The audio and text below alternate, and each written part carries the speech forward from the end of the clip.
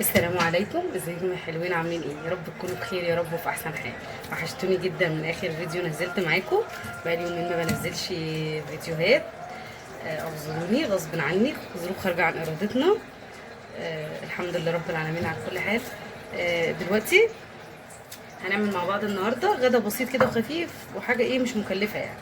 بما ان البانيه اليومين دول رخيص والفراخ رخيصه، قلت بصراحه ايه، جبت صدر كده بانيه على بعضه وقطعته قطع ستريبس، اعمل لكم اسرع واسهل تتبيله ستريبس ممكن تعمليها بدون بقى افتكاسات، بدون تفاصيل، سهله جدا. معانا هنا اهو معلقه زبادي كبيره اهو، بسم الله. نضربها كده كويس جدا جدا وننزل عليها بالبهارات بتاعتنا.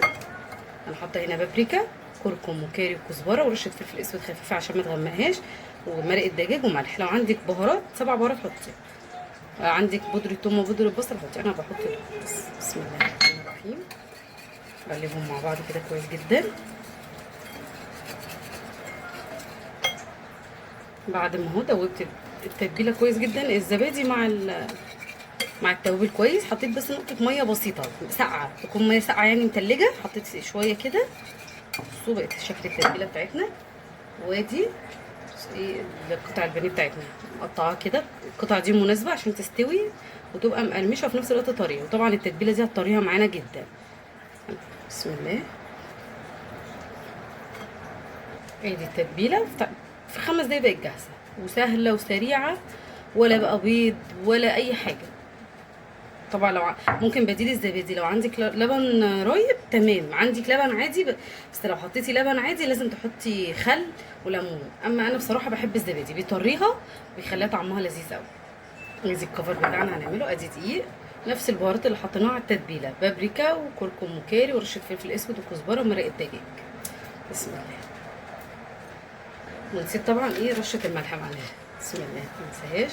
طبعا اللي بيحبوا سبايسي يحط شطه، انا عندي اطفال ما ينفعش احط شطه. بسم الله. اهو زيت سخن كويس جدا، ودي البانيه بتاعنا بعد ما حطيته ايه شويه في الفريزر. بسم الله الرحمن الرحيم.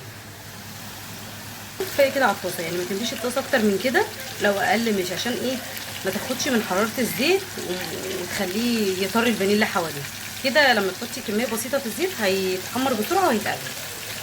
وطبعا اهم حاجه نطلعهم ايه على مصفى كده عشان يفضل ينزل الزيت اللي فيه ويفضل محتفظ بقرمشه. بصوا لونه بالستريبس وجماله ما شاء الله، بصوا لونه وجماله ما شاء الله. وادي الاستريبس بتاعنا وجماله. بصوا صدر واحد بانيه عمل معانا طبق حلو ازاي ما شاء الله. يا رب يكون الوصفه عجبتكم ويكون عجبكم الفيديو. لو عجبكم الفيديو ما تنسوش تشتركوا معانا وتتابعونا وتستنوا منا فيديوهات جايه كتير. سلام.